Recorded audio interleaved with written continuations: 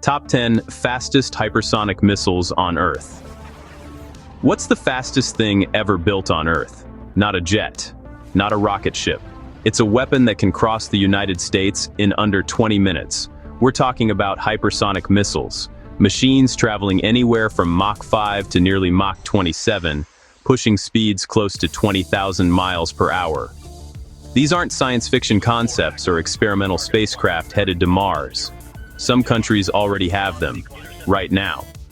Hypersonic weapons represent the absolute cutting edge of military engineering.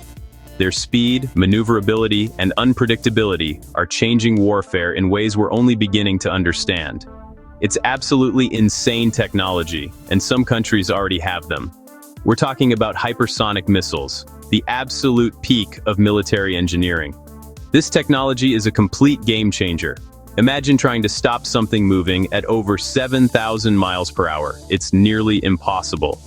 In this video, we're going to count down the 10 fastest, most mind-blowing hypersonic missiles in the world. We're going to look at what they are, who has them, and how ridiculously fast they can go. It's like something out of a science fiction movie, but it's real and it's happening right now. So, if you want to see the future of warfare and witness speeds that defy belief, you are in the right place. I promise you, by the end of this video, your definition of fast will be completely different. And hey, if you stick around to the very end, I might have a little surprise for you.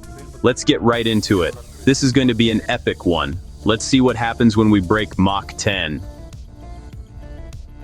Something straight out of a supervillain's playbook, Russia's avangard system. This isn't just a missile, it's a hypersonic glide vehicle. Imagine a giant rocket, an intercontinental ballistic missile, an ICBM launching into the upper atmosphere. Once up there, it detaches and comes screaming back down. But here's the insane part. It doesn't just fall, it glides. It can maneuver and change direction on its way down, making it almost impossible to predict where it'll hit. Russian officials claim speeds of up to Mach 27. That's over 20,000 miles per hour. At that speed, it could circle the entire planet in just over an hour. Air pressure in front of it forms a plasma, turning it into a flying fireball. It's incredibly difficult for any missile defense system to track, let alone intercept. Like trying to shoot down a meteorite that can dodge. The avangard is a strategic weapon, part of Russia's nuclear deterrent. It's designed to defeat any and all missile defenses, today or those that might exist in the near future. It can carry a nuclear warhead at unbelievable speeds, and with that maneuverability, it's one of the most feared weapons, a true game changer, a weapon that alters the balance of power. It's a terrifying piece of technology, and we're just getting started. Next up, at number 9, we have another monster from Russia, the 3M22 Zircon. While the avangard is designed to travel across continents, the Zircon has a different job. It kills ships, big ones. Think aircraft carriers. This is a sea-launched hypersonic cruise missile, meaning it can be fired from warships and submarines. Unlike a glide vehicle that gets boosted high into space, a cruise missile flies within the atmosphere for its entire flight, powered by its own engine. And the Zircon's engine is something special. It uses what's called a scramjet engine. It's an engine with almost no moving parts that only works at hypersonic speeds. Because of this incredible engine, Russia claims the Zircon can hit speeds of Mach 8, Mach 9. That's over a mile per second. Imagine you're on an aircraft carrier, and you detect this thing coming at you. You would have mere seconds to react before impact. The strategic role of the Zircon is to give the Russian Navy a massive advantage in naval warfare. An aircraft carrier battle group is one of the most powerful military forces on Earth. It is protected by layers of defenses. The Zircon is designed to punch right through all of them. Its combination of blistering speed and sea-skimming flight path makes it incredibly hard to detect and even harder to shoot down. It's a weapon that could potentially hold entire fleets at risk. This changes the rules of naval combat forever. Coming in at number 8, we're shifting focus to China, the hypersonic glide vehicle DFZF, previously known by the US designation WU-14. Just like Russia's avangard, it's designed for strategic strikes, launched on a ballistic missile.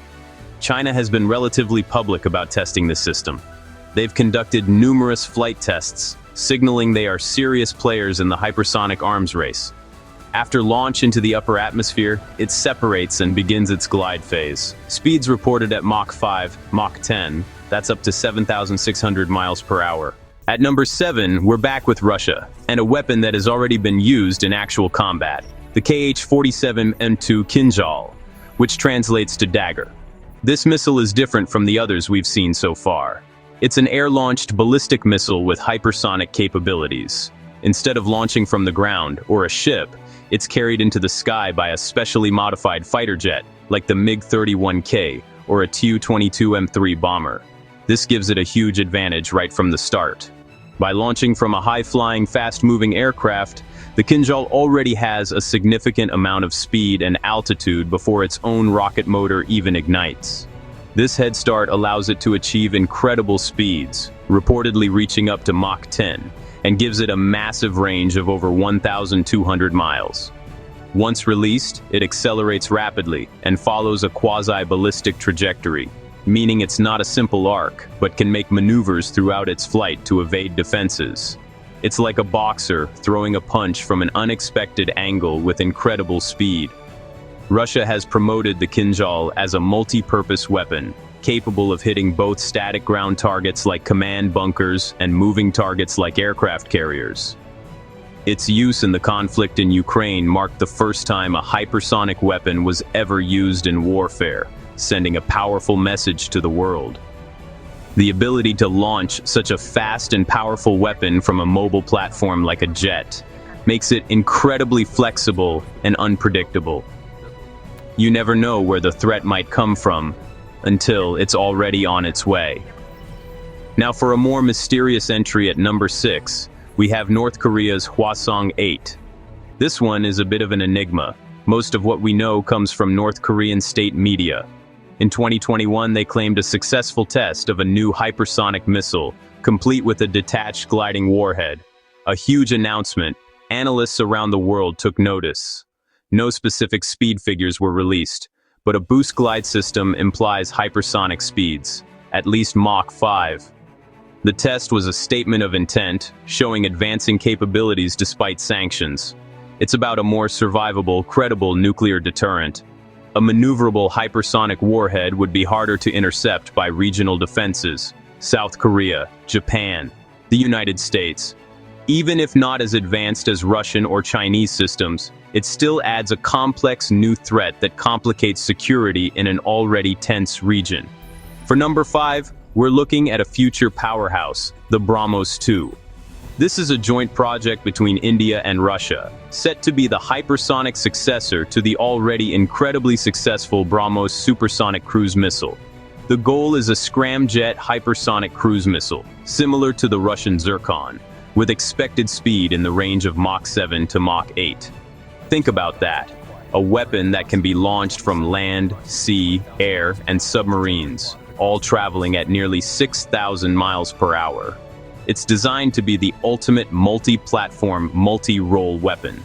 Once developed, the BrahMos 2 will give India a massive strategic advantage, an incredibly fast and powerful conventional strike capability, able to hit high-value targets with very little warning time. For a country with complex regional security challenges, having such a weapon would be a powerful deterrent. The BrahMos 2 isn't just a missile, it's a statement of India's arrival as a major technological power. Now let's switch over to the United States for number 4. I'm talking about the X-51A Wave Rider, not a weapon, but an experimental vehicle that paved the way for everything else. A US Air Force and DARPA demonstrator to prove sustained scramjet flight. In 2013, it accelerated to Mach 5.1 and flew under scramjet power for 210 seconds, the longest air-breathing scramjet flight at the time. It proved sustained, maneuverable hypersonic flight was viable, and the data on heating, aerodynamics, control, and engines became the foundation for US hypersonic cruise missiles.